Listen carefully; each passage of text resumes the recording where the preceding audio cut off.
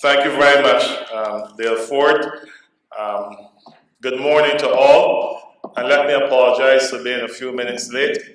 It is, of course, a situation where there may have been some reluctance on my part in coming here, having served as Minister of Health before, and the thought of coming here and sharing with Carlos Chase may not have wanted me to drag myself over the bank. But seriously, I was detained elsewhere in my capacity as Minister of Commerce and Industry with the Barbados Private Sector Association. I think it's only when I cited them that I have to go to this QH Health Financing Symposium, where they will be discussing how you, the private sector, can pay more money towards healthcare, that I was then quickly asked to leave. But let me start by thanking Dr. Dexter James and the entire team, the board, management, and staff of the Queen Elizabeth Hospital for taking initiative in organizing this session here today on what is undoubtedly a very, very important topic. It has been a work in progress, and I'm sure that Dr. James will be commended at the highest level in fullness of time for his sterling leadership, not just of the Queen Elizabeth Hospital, but of the public healthcare system on the whole. I was looking for the one.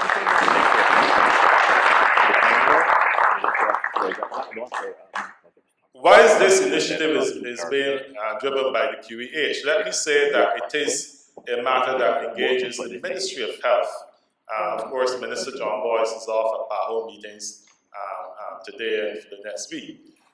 But this is a matter of great national importance. The issue of healthcare financing is not just about the Queen Elizabeth Hospital, but about how we can build a sustainable system for financing healthcare in Barbados, whether it be the public sector or the private sector. So I wouldn't wish for one to leave here today believing that this is a QEH matter only. Undoubtedly, because of the size and importance of the Queen Elizabeth Hospital, our sole tertiary healthcare facility at that level, certainly, the focus is on the QEH. This is where the bulk of our money goes. This is the major cost center in the healthcare system in Barbados, private and public.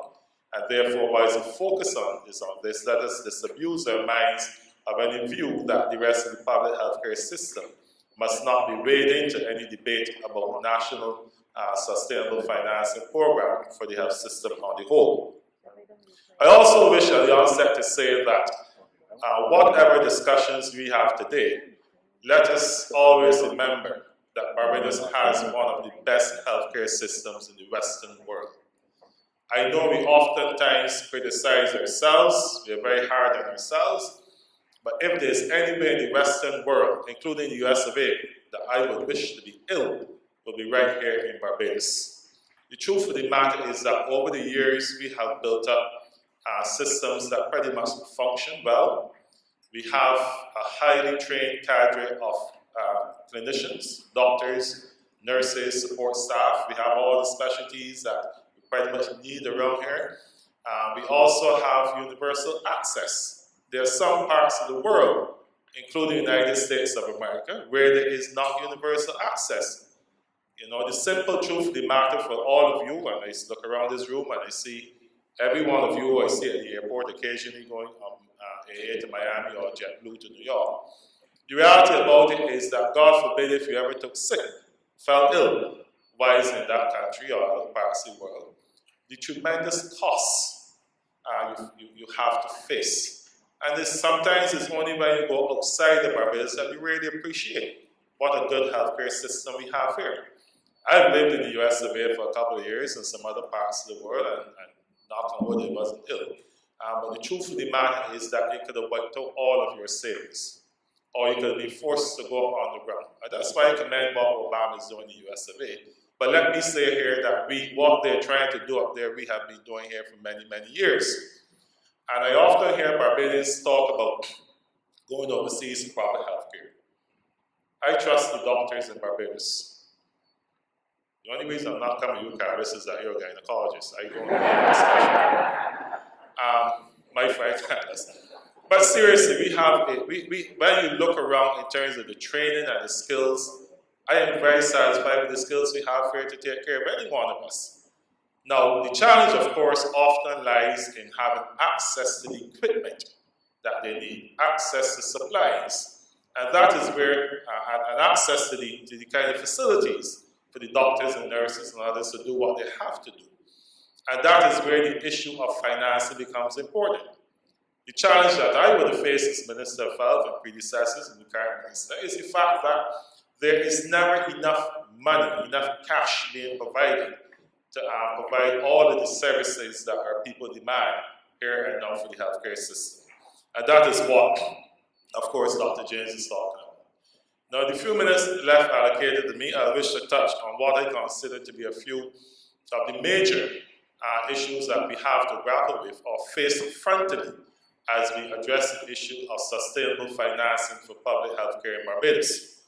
I think the state has to clearly define the basket of services that it can and is willing to provide to all and sundry. As Dr. James quite rightly said, the cosmetic works and some other stuff that may not be absolutely necessary certainly will not be in that basket. But I think we have been fooling ourselves as politicians, as governments, and as Barbadians in believing that the public healthcare system can provide everything to everyone free of cost whenever they want it. That is a myth. So I think the first order of business is that we have to clearly define the basket of services that the state can provide. Right now, the state is providing everything from conception to resurrection. And that is certainly not sustainable. We also have to define the role of the state in delivery of healthcare services. Right now, the state is involved in delivering almost everything. And quite honestly, the state does not always do what it has to do in the most cost-effective manner. There's certainly no harm in the state embracing and engaging with the private sector in the provision of more of the services that is needed in the public healthcare system, and certainly at an affordable rate. I don't believe the state has to be involved in buying all of the equipment, maintaining everything, and all the skill sets, etc. But that conversation must be had with all and sundry against the background of clearly defining what is the role of the state in the provision of healthcare services. Education is one that we must not compromise on. As Dr. James pointed out just now, the major illnesses that we face in this society are chronic non-communicable diseases. And you have individuals like Sir Trevor Hassel, who has been leading the charge, and thank you very much, Mr. Hassel, for doing that. I'm very happy that my successor has agreed to continue to take your advice on NCD matters. But the truth of the matter is that a highly educated citizen in terms of healthcare issues is one that's going to take better care of himself or herself and help to drive the costs of healthcare down. And the illnesses or the health challenges that we face in Barbados are what we at the individual level can take control of and help to bring the cost down. And I always make a simple point. If as men we want to spend our time drinking all of the alcohol that's available, even though as Minister of Commerce, Professor Hassel, you have to understand why I say to Barbadians, buy rum and not whiskey and gin, whatever. But everything responsibly you have. If you want to engage in the kind of lifestyle, don't exercise, eat whatever is put before you, drink whatever is there, and have that kind of lifestyle, but then you will have to face the consequences. And the simple reality is that all of us must take a greater level of responsibility for our health outcomes. We can't take an attitude that we can do whatever we want to do, and when we collapse with a myocardial infarction, or you have to have a stroke or whatever, that the QA should be there. There are times when you have to utter under your breath when the road is called yonder or near my God to thee, because you will not survive. Or if you do survive, it becomes very costly to the family and yourself to take care of you going forward. I also believe that going forward, in addressing the issue of healthcare costs, or healthcare financing, we have to focus on the major cost centers. What are the areas of greatest costs, unit costs, to the state or whoever's providing the facility or the services, and focus on them. I think that Barbados is still way beyond the 8 ball when it comes to using technology in delivery of healthcare. Whether it's the training of our staff, whether it's the collection of data, whether it's the financing and accounting and such like, invoicing mechanism, relationship with payers, suppliers of goods and services. The truth of the matter is that we need a health information system now, and generally speaking, we need to embrace technology in the delivery of healthcare services in Barbados a lot more than we've done. That helps to drive the cost of healthcare down tremendously. Even though the discussion here today is about the QEH from its perspective, never discount the importance of greater emphasis on the primary care sector of the healthcare system, for example. More Barbadians access health services at the polyclinics than they do at the QEH. And I've always contended we're only going to ease the pressure of the QEH if we get it right at the polyclinic level, or the primary healthcare level, generally speaking, whether it be private physicians or the polyclinic system. And therefore, we must disabuse our minds of any belief that a polyclinic system and the staff who work there are inefficient or incompetent or whatever. That really has been at the bedrock of what has been a good public healthcare system in Barbados. But we have to put some resources and some emphasis on the primary healthcare side of Barbados, of our healthcare system. So in other words, let us ease more the pressure of the QEH by placing greater emphasis on the primary care sector. And not just at the polyclinic level, but also at the community level. I remember the days when I was around there, where we said, look, in terms of mental health, for example, not everybody who has a mental challenge need to go to the psychiatric hospital or need to be in a particular ward at the QEH. And we started to deploy mental health nurses and psychiatrists at the community level so that people there get an education, the families are being taught how to help diagnose, and how to care and manage those who are challenged. The other aspect of our major cost center in the healthcare system of Barbados, which is more social one, relates to the care of the elderly. And there's no disputing what that is costing the state. I believe in excess of $3,000 per patient per month in the geriatric hospital system. Dr. James will touch briefly on those who may still be in the QEH, occupying space in that very, very valuable and expensive hotel, waiting for someone to come for them. The reality about it is that a healthcare financing model of contemporary times will have to address the issue of care of the elderly, because in many instances, the illness can be avoided if they get the level of care at the home and the community level. And that care really should cost a lot less than what it would cost if they have to end up in a hospital setting, providing all the medication, all the clinical care that is necessary. And let me say that all related to all of this is a need for a change in mindset, which is that the state will always have all of the money to pay for everything, from conception to resurrection. That is not practical. I also believe, and I'm going to end up quite quickly, that as we go forward in addressing the issue of sustainable healthcare financing, there will always be the need for the state to ensure that we take care of the vulnerable and the very poor in our society. But in so don't say that, which is sometimes labeled as a strong political statement when you talk to poor people and helping them and ensuring they have access. Let me say that there are a lot of middle and upper income Barbadians who feel that they have reached a certain level of financial comfort. But the reality is that one illness or illness of one person in that household can set you back considerably. And therefore, the issue of healthcare financing can't be just about, let's say, the poor people per se. Also has to be accepted that each one of us is vulnerable. In my stint back in Ministry of Health, I saw individuals who had, sizable assets, quite a bit of money invested in real estate and whatnot around the place, good jobs. But we needed to send them overseas for healthcare because we couldn't provide it here. Now, I can take an attitude by you live in a certain neighborhood and your house valued a certain amount, and therefore the state is not to help you. What am I supposed to do? Say to you, sell your house and go back living at your grandparents because you're to be punished for being affluent? The reality about it is that those individuals came to the realization that perhaps they should have bought a health insurance policy when they're younger, or perhaps they should have taken better care of themselves. I would urge all of you in here who are rather affluent. I'm sorry the Minister of Finance is not here with me.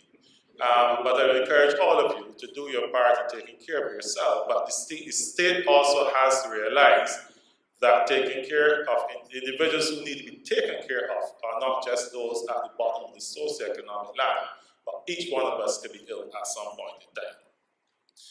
And finally, I believe that as we go forward and look at cost centers, better facilities are necessary. There will be some investments that have to be made in order to help drive the unit costs of healthcare down going forward. This is certainly something that we can all argue about today. I believe, and I want to commend the insurance industry for coming on board.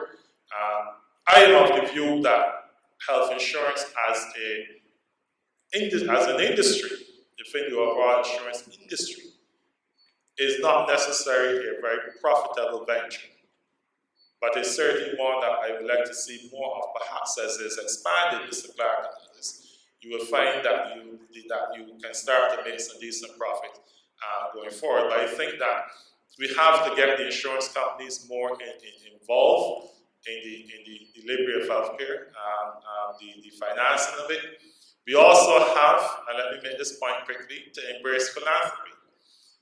I see all over the world, people are leaving millions and millions of dollars to hospitals, to healthcare research facilities. Let me tell you, there are some people in this country with some very, very deep pockets. They may not be Barbadians, but if they're asked, they will make a contribution. Let us not be too proud to beg. The reality about it is that for them who come here on holiday in the private jets or whatever, stay in the expensive villas, if they start to have shortness of breath and severe chest pains or whatever, they're not going to bypass the QH, go to the airport, and then take 2 hours to get an airplane started up, then fly for 6 hours to a major city. They're going to head straight to A&E. And all of them, I'm sure, if we have a conversation with them, will make some contribution towards this. We can't be too proud. It's happening in the US a bit. It happens in Canada. So we need everybody on board on these matters. So, ladies and gentlemen, let me say once again that the QEH must be commended for this, but the Ministry of Health, on behalf of Minister John Boyce, the head of the planning unit, Mr. Danny Gill, just walked in, and others in the Ministry of Health, to say to you that the government is very committed to frontally addressing the issue of healthcare financing in a sustainable manner in Barbados. We owe it to our current generation and the future generations. We cannot burden any future generation with a healthcare system that is unsustainable. And if we do not do the things that are necessary now, if we procrastinate, we are going to find that the entire healthcare system will collapse under us. That is not a legacy that I wish to be part of. That is not what any of you wish for this society, for our friends and our family. So therefore, I say, let us get on board. Let us have some very frank and open discussion. Be very respectful to one another. By the end of the day, let us go away finding solutions that we know are doable and that are sustainable. Thank you very much. Thank you so much, Minister Inniss.